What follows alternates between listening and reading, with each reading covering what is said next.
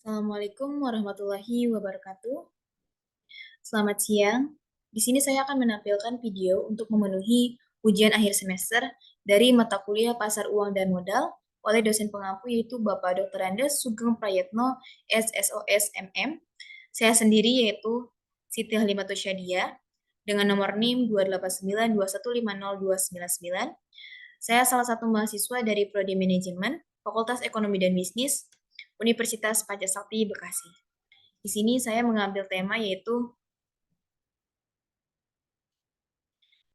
nilai mata uang dan estimasi. Di sini saya akan membahas terlebih dahulu yaitu pengertian nilai waktu uang. Nilai waktu uang merupakan suatu pemikiran yang didasarkan atas perhitungan bahwa nilai uang yang diterima saat ini lebih berharga daripada diterima pada hari yang akan datang. Nah, konsep nilai waktu uang perlu dipahami dengan baik karena konsep ini akan memberikan landasan dan konsep yang mendasar tentang keuangan termasuk dalam lingkup perencanaan bisnis. Di sini ada dua istilah nilai waktu uang. Istilah penting yang pertama yaitu diskonto atau discounting dan pemajemukan atau pertumbuhan atau compounding. Discounting atau perhitungan nilai sekarang menghitung nilai uang yang akan datang berdasarkan nilai sekarang. Sedangkan compounding atau pemajemukan adalah menghitung nilai uang yang akan diterima pada masa mendatang berdasarkan bunga berganda atas nilai uang pada saat ini. Di sini ada konsep nilai waktu uang. Di sini konsep nilai waktu uang diperlukan oleh manajer keuangan dalam mengambil keputusan ketika akan melakukan investasi pada suatu aktivasi dan pengambilan keputusan ketika akan menentukan sumber dana. Pinjaman yang akan dipilih, jumlah uang tertentu yang diterima, waktu yang akan datang.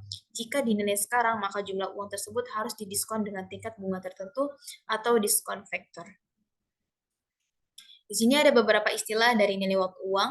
Istilah yang digunakan adalah VV sama dengan present value atau nilai sekarang, future value atau nilai yang akan datang, bunga interest atau suku bunga, pokok atau jumlah PO atau pokok atau jumlah yang akan dipinjam atau dipinjamkan pada periode waktu.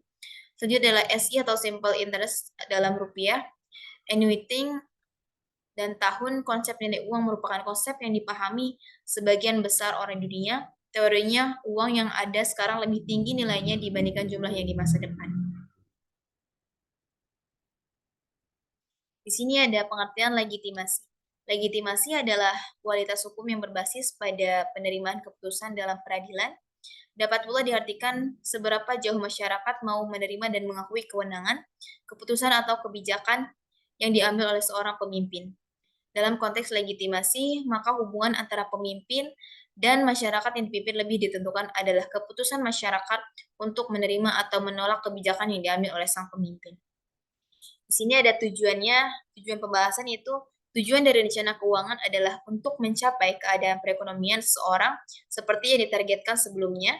Maka dalam merencanakan keuangan penting kita ketahui bahwa inflasi merupakan bagian inheren pula dari setiap tindakan atau keputusan keuangan yang diambil. Misalnya dalam keputusan membeli investasi, jangan sampai pengorbanan sekarang yang kita lakukan alih-alih mendapat nilai tambah akhirnya justru menurun. Di sini ada tips untuk mengatasi penurunan nilai uang. Karena tergerus inflasi dan dimakan waktu adalah dengan membuat uang tersebut produktif dan atau memberi imbal hasil melebihi laju inflasi. Cara paling efektif adalah menginvestasikan dana tersebut agar menghasilkan imbal hasil di atas laju inflasi sehingga nilai uang Anda relatif tetap atau bahkan bisa bertambah. Di sini ada metode nilai uang. Metode yang pertama adalah metode average rate of return. Metode ini mengukur berapa tingkat keuntungan diperoleh suatu investasi atau laba atau investasi jika average rate of return lebih tinggi dari laba yang diharapkan. Layak kelemahan metode ARR atau mengabaikan nilai waktu uang. Yang kedua adalah metode payback period, mengukur seberapa cepat investasi itu kembali. Kriteria investasi adalah semakin cepat, semakin membaik. Kelemahan metode payback period adalah mengabaikan nilai waktu uang, mengabaikan CV atau setelah investasi kembali. Metode net present value atau NPV, metode ini menghitung selisih antara nilai sekarang investasi dengan nilai sekarang penerimaan kas bersih jika NPV kurang lebih layak. Masih metode nilai waktu uang, metode selanjutnya adalah metode Profitability Index atau PI. Metode ini menghitung perbandingan antara nilai sekarang penerimaan kas bersih di masa yang akan datang dengan nilai sekarang investasi jika P1 lebih dari 1. layak.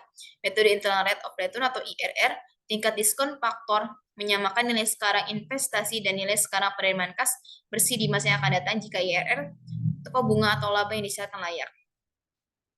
Kesimpulan dari materi saya pada kesempatan kali ini adalah nilai waktu uang merupakan suatu pemikiran yang didasarkan atas perhitungan bahwa nilai uang yang diterima saat ini lebih berharga daripada diterima pada hari yang akan datang.